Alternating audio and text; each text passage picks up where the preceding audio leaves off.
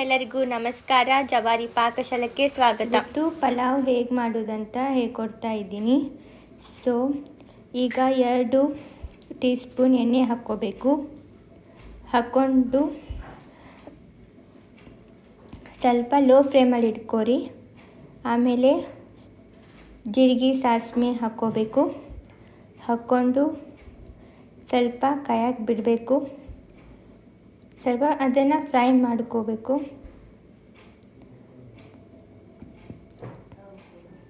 ಸ್ವಲ್ಪ ಅದನ್ನು ಕಾಯಕ್ಕಿಟ್ಟು ಸೊ ಉದ್ದಿನ ಬೇಳೆಯನ್ನು ಹಾಕ್ಕೋತಾ ಇದ್ದೀನಿ. 1 ಕಪ್ಪಷ್ಟು ಉದ್ದಿನ ಬೇಳೆ ಹಾಕ್ಕೊಂಡಾದ್ಮೇಲೆ 1 ಕಪ್ಪಷ್ಟು ಶೇಂಗಾ ಹಾಕ್ಕೋತಾ ಇದ್ದೀನಿ. ಹಾಕ್ಕೊಂಡಾದ್ಮೇಲೆ ಸ್ವಲ್ಪ ಫ್ರೈ ಮಾಡೋಕ್ಕೆ ಬಿಡಬೇಕು. ಸ್ವಲ್ಪ ಫ್ರೈ ಮಾಡಿ ಸೊ ಈ ವಿಡಿಯೋನ ಯಾರು ನೋಡ್ತಾ ಇದ್ದೀರಾ ಸೊ ಲೈಕ್ ಮಾಡಿ, ಕಮೆಂಟ್ ಮಾಡಿ, ಫುಲ್ ವಿಡಿಯೋನ ನೋಡಿ, ಸೊ ಸಬ್ಸ್ಕ್ರೈಬ್ ಮಾಡಿ, ವಿಡಿಯೋನ ಪೂರ್ತಿ ನೋಡಿ. ಸೊ ಸ್ವಲ್ಪ ಫ್ರೈ ಮಾಡ್ಕೋಬೇಕು. ಫ್ರೈ ಮಾಡ್ಕೊಂಡಾದಮೇಲೆ ಸೊ ಚಿಕ್ಕದಾಗಿ ಚಿಲ್ಲಿ ಮೆಣಸಿನ್ಕಾಯನ್ನ ಕಟ್ ಮಾಡ್ಕೊಂಡಿದ್ದೀನಿ, ಅದನ್ನು ಹಾಕಬೇಕು. ಹಾಕ್ಕೊಂಡಾದ್ಮೇಲೆ ಫ್ರೈ ಮಾಡ್ಕೋಬೇಕು. ಸ್ವಲ್ಪ ಚೆನ್ನಾಗಿ ಫ್ರೈ ಮಾಡ್ಕೋಬೇಕು. ಸೊ ಸಿಂಪಲ್ ಆಗಿರುತ್ತೆ ಪಲಾವ್ ಮಾಡೋದು. ಸೊ ಎಲ್ಲ ಐಟಮ್ ಏನು ಬೇಕು ಇದಕ್ಕೆ ಮನೆಯಲ್ಲೇ ಇರುತ್ತೆ. ಸೊ ಈರುಳ್ಳಿಯನ್ನು ಕಟ್ ಮಾಡ್ಕೊಂಡಿದ್ದೀನಿ. ಸೊ ಅದನ್ನು ಹಾಕ್ಕೋಬೇಕು. ಜಾಸ್ತಿ ಮಾಡ್ತಾಯಿದ್ದೀರಾ ಪಲಾವ್ ಅಂತಂದರೆ ಜಾಸ್ತಿ ಉಳ್ಳಾಗಡ್ಡಿ, ಟಮಾಟಿ, ಮೆಣಸಿನ್ಕಾಯಿ ಹಾಕಬೇಕು. ನಾನು ಇವತ್ತು ಬೇರೆ 2 ಕಪ್ಪಷ್ಟು ಅಕ್ಕಿಯಿಂದ ಪಲಾವ್ ಮಾಡ್ತಾಯಿದ್ದೀನಿ. ಸೊ ಸ್ವಲ್ಪ ಹಾಕ್ಕೋತಾ ಇದ್ದೀನಿ.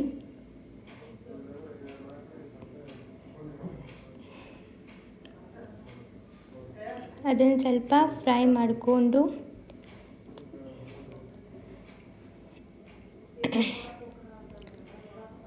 ಸೊ ಸ್ವಲ್ಪ ಚೆನ್ನಾಗಿ ಫ್ರೈ ಮಾಡ್ಕೋಬೇಕು. ಇದನ್ನು ಮಾಡ್ಕೊಂಡಾದಮೇಲೆ 2-3 ಚಿಕ್ಕದಾಗಿ ಕಟ್ ಮಾಡ್ಕೊಂಡಂಥ ಅಲ್ಲನ ಹಾಕ್ಕೋತಾ ಇದ್ದೀನಿ. ಅದನ್ನು ಹಾಕ್ಕೊಂಡು ಚೆನ್ನಾಗಿ ಫ್ರೈ ಮಾಡ್ಕೋತಾ ಇದ್ದೀನಿ. ಫ್ರೈ ಮಾಡ್ಕೊಂಡಾದಮೇಲೆ ಟಮಾಟಿ ಕಟ್ ಮಾಡಿದಂಥ 2-3 ಟಮಾಟಿ ಕಟ್ ಮಾಡಿದ್ದೀನಿ, ಅದನ್ನು ಹಾಕ್ಕೋತಾ ಇದ್ದೀನಿ. ಹಾಕ್ಕೊಂಡು ಅದನ್ನು ಕೂಡ ಚೆನ್ನಾಗಿ ಫ್ರೈ ಮಾಡ್ಕೋತಾ ಇದ್ದೀನಿ. ಸೊ ಮನೆಯಲ್ಲಿ ಆರಾಮಾಗಿ ಸಿಂಪಲ್ಲಾಗಿ ನೀವು ಮನೇಲಿ ಟ್ರೈ ಮಾಡ್ಬೋದು. ಪಲಾವ್ ಚೆನ್ನಾಗಿ ಬರುತ್ತೆ. ಸೊ ಚೆನ್ನಾಗಿ ಫ್ರೈ ಮಾಡ್ಕೊಂಡಾದ್ಮೇಲೆ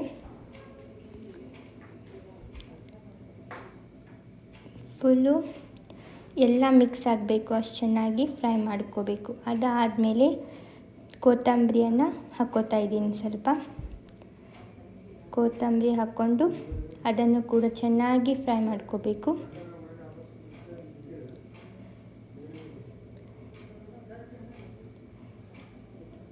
ಚೆನ್ನಾಗಿ ಫ್ರೈ ಮಾಡ್ಕೋಬೇಕು. ಮಾಡ್ಕೊಂಡಾದಮೇಲೆ ಬೆಳ್ಳುಳ್ಳಿಯನ್ನು ಸ್ವಲ್ಪ ಜಜ್ಕೋತಾ ಇದ್ದೀನಿ. ಸೊ ಅಂದರೆ ಪುಡಿ ಹಾಕಬೇಕು. ಅದನ್ನು ಕೂಡ ಹಾಕ್ಕೋಬೇಕು.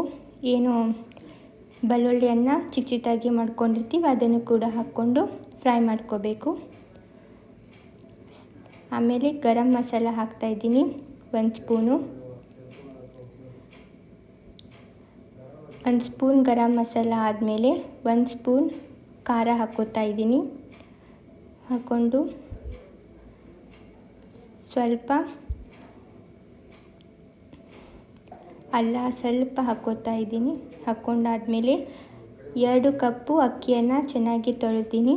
ಸೊ ತೊಳೆದಾದ್ಮೇಲೆ ಒಂದು ಬೌಲಲ್ಲಿ ಹಾಕ್ಕೊಂಡು ಸ್ವಲ್ಪ ಉಪ್ಪು ಹಾಕ್ಕೊಂಡು ನೀರು ಹಾಕ್ಕೊಂಡು ಮಿಕ್ಸ್ ಮಾಡಿಕೊಂಡು ಸೊ ನಾವೇನು ಫ್ರೈ ಮಾಡ್ತಾಯಿದ್ದೀವಿ ಅದು ಕುಕ್ಕರ್ಗೆ ಹಾಕ್ಕೋತಾ ಇದ್ದೀನಿ.